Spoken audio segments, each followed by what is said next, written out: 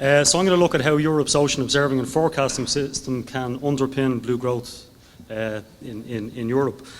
Europe has spent an awful lot of time putting systems in place for marine observations and marine forecasting, and I just want to give you a flavour of what some of those systems look like, and then maybe some of the opportunities for companies to come in on the back end of those and develop new products and services. I have to start with a Titanic connection. This is the research vessel Nora, which is a US research vessel. Jeffrey O'Sullivan, who's here, paid for me to go out on this vessel in 1996 on my first deep water trip.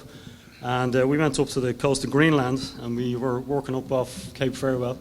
And that's me, and I'm one of the guys in the picture there holding on to the CTD as we deploy it. And it's a lesson for the chief scientist who you can probably just about make out that if you don't wear suitable attire, you get a wave in your lap if you're unlucky. So that's the chief scientist there in the top of the picture getting the full whack of the North Atlantic just because he didn't put his wet gear on. So lesson to be learned from that.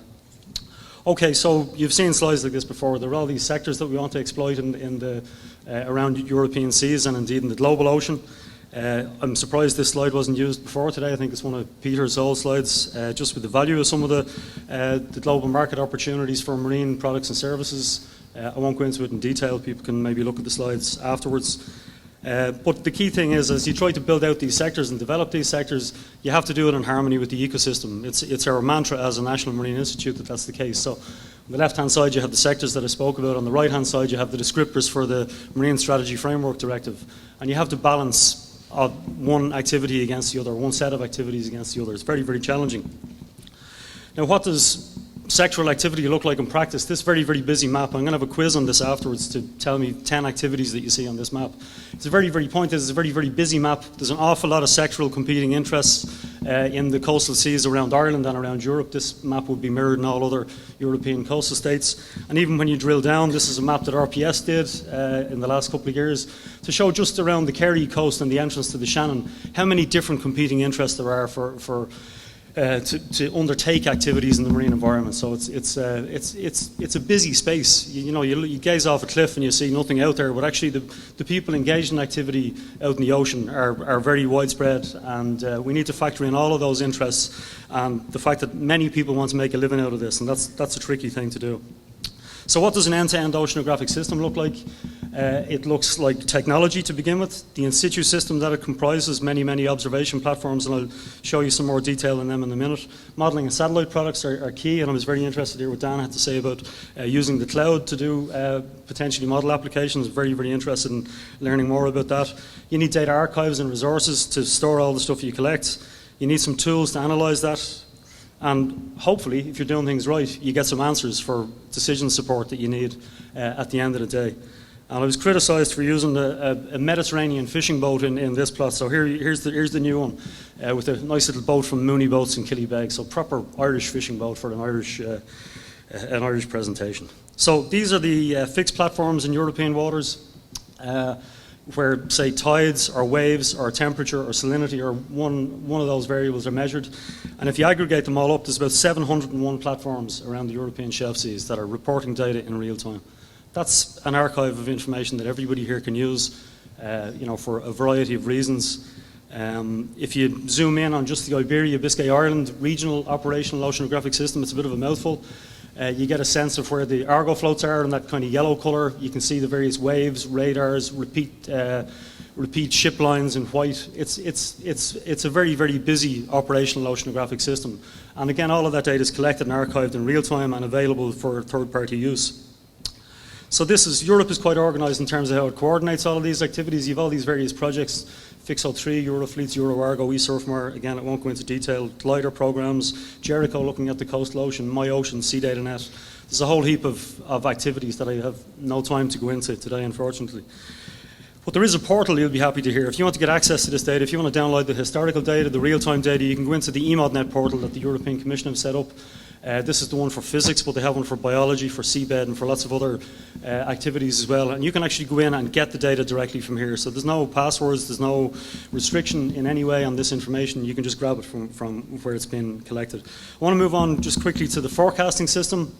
Europe is pretty well organised through the MyOcean project to forecast the current and future state of the European shelf seas. It's divided into 6 or 7 key regions that are kind of obvious, and Gilles Ollier presented this slide yesterday.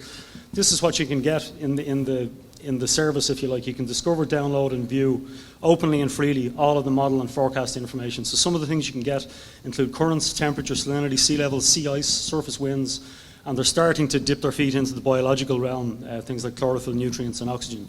This is all available from myocean.eu. You can grab that now. It's again free and open. We've about 2,700 users. At the moment, it's probably approaching 3,000 actually, because it changes pretty much on a weekly basis. So there's 3,000 people using it. These are the areas that they work in. They're split in between climate and weather, marine and coastal environment, marine resources and maritime safety. Very heavy research components in the bottom left you can see there. About 50% of the requests are from the research community to do R&D. So not all for commercial applications. So at the moment this is a project, but it's going to become a service from 2014. So this is something that you can rely on and build products and services from in the future, because it will be a service under the Copernicus program in the European Union. So you may be aware of this butterfly. You have what they call the core service on the left-hand side, which is provided by MyOcean at the moment. And on the left-hand side, you have what they call the downstream services in all those particular sectors. And there's huge opportunities for industry and SME involvement on the right-hand side of what I call here the infamous GMES Copernicus butterfly. Lots of opportunities for generating downstream services. So what's produced, just to give you a quick flavour, things like weather window forecasts, where you can look at the threshold, which is the dashed line, to go and work at a particular location around the coastal seas, and then the actual forecast for the next 7 days, so that your technicians and marine service technicians can see when they can get out and service at a particular location. Good practical product that guides operational programmes. You can also, HR Wallingford in the UK have done work on site assessment for the ocean energy industry, where you combine the tidal currents, the wind regime, the bathymetry, a whole lot of different things combined onto a single user interface that they can use. This is again one of the practical products that's been developed on the back of MyOcean. The guys in the Baltic are doing a similar thing, except they're looking at a 10-year hindcast for ocean energy, mainly renewable, mainly wind energy structures in the Baltic, and they want to see the effect of ice on wave models so that they can calculate the weather windows over the 10-year period. So it's a hindcast look back at what was possible over the last 10 years in terms of operating conditions in the Baltic for offshore wind. These are just some examples from Ireland, some of the applications that we've developed out: environmental impact modelling, volume fluxes so that we can calculate harmful algal blooms. We get asked occasionally to find body parts and bodies on behalf of our police force, which is interesting. And then we get to generate products for fisheries and on the ecosystem side as well. Our colleagues in Spain give these maps out to the fishermen so they can target their activity at where the fronts are between warm water and cold water, so they can go and catch fish very efficiently. Some might say that that's not the best idea in the world, but it's certainly very effective at getting the fishermen working with you. So this is a system where we try to integrate in situ observations, model applications and satellite information all in one, and a project called Azimuth, which is basically a harmful algal bloom forecasting system. So we take the information from MyOcean on the left-hand side of the diagram, we augment that with what's available at the national level, information on bioassays, phytoplankton counts and so on. We also have regional and local models, so you have a big model that covers all of Europe and many smaller models that cover all the particular areas: Scotland, Ireland, France, Spain, Portugal and so on.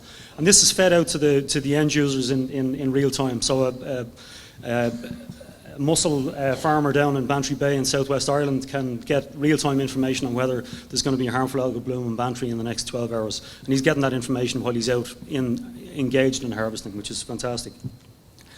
And then this one, I'm always amused at this one, because in Spain they have these really nice apps that they've developed for iPhones where they can tell the people which particular beach in lovely sunny Spain you can go to on your day off and get the right wind and the right mood and the right climate and everything else. So practical app for families planning their weekend activities. They also use it in terms of trend analysis for things like the Marine Strategy Framework Directive. There's some work they've done in Italy on the salinity trend over 10 years in the Mediterranean. And the University of Athens have developed an app where they have developed an oil spill model that can be run by the local authority directly. So it's not a black box that nobody understands. It's given to the local authority. The local authority can run this on a regular desktop machine, and they can figure out where an oil spill is going to go in this particular part of the Aegean Sea. And they can do it I guess with their own resources. They don't need a big HPC or anything like that. They just benefit from the core service, the big European service. And similarly, equipping fishing vessels. I saw the AUV talk yesterday that Steve gave with, pieces of kit that are worth millions, up to millions of euros. This is a system that costs about €3,000 per fishing vessel. You get an awful lot of temperature and salinity information back. It's been trialled in the Adriatic. It's on trial on the Celtic Explorer, our national research vessel. At the moment, we hope to roll that out in the Celtic Sea in 2014, early 2014. So the fishermen become the oceanographers. They start to collect the data, they send it back into us, we make it into maps, we give them back the maps, they can target their fishing activity. That's the whole idea behind it. So this system, there's a myriad of opportunities. I think somebody, probably the European Commission, used the expression oceans of opportunity. There are oceans of opportunity in every aspect of this end-to-end oceanographic system. And one such opportunity is this new Atlantic Earth Observation Centre that we're working on. The graphic on the screen in front of me looks much better than the one you're looking at here, unfortunately. But we have a centre that has hubs. This is like the MARI Centre that was being funded in Cork through Science Foundation Ireland. We have hubs and spokes, and I'll just show you very briefly what they are. The hubs that we're going to look at are in situ sensors and sensor developments, including material science, and Fiona Regan is leading that. Remote sensing, Ned Dwyer in UCC, who's here, is leading the hub on remote sensing. Earth observation informatics, Tim McCarthy in Maynooth is leading that one. There's a problem with that equation, which I won't go into. It just happened in the formatting process. Earth system modelling is a big part of it's one of the other hubs. There are 4 hubs in total. And in terms of spokes, we have 4 spokes. One is on safety and security, one is on sustainable resources, one is on enabling technologies, and one is on strategic forecasting, so things like flood forecasting, early warning systems, and so on. We're encouraging industry to get involved in this SFI call. We have to submit a pre-proposal on Friday of next week. I'm sure some people have mentioned it already in their talks. We're very, very keen to promote industry involvement in this. It's a great opportunity for industry to leverage much more research out of the centre than they could pay for using their own resources, with the exception of Microsoft and people like that who have entire teams of people who do all this kind of thing routinely. But for SMEs, I think it's a really, really good opportunity. So at that, if you all know who Fiona and Ned and those guys are, I'm responsible for one of the spokes as well. So I know there's only a limited amount of time left in the conference, but please come and talk to one of us if you have an interest in building out a targeted project that has an industry focus. It's not the researchers doing their thing of dreaming up the nicest project they'd like to do. This is totally industry-led, and that's how it'll be in this SFI Centres call. So thank you very much.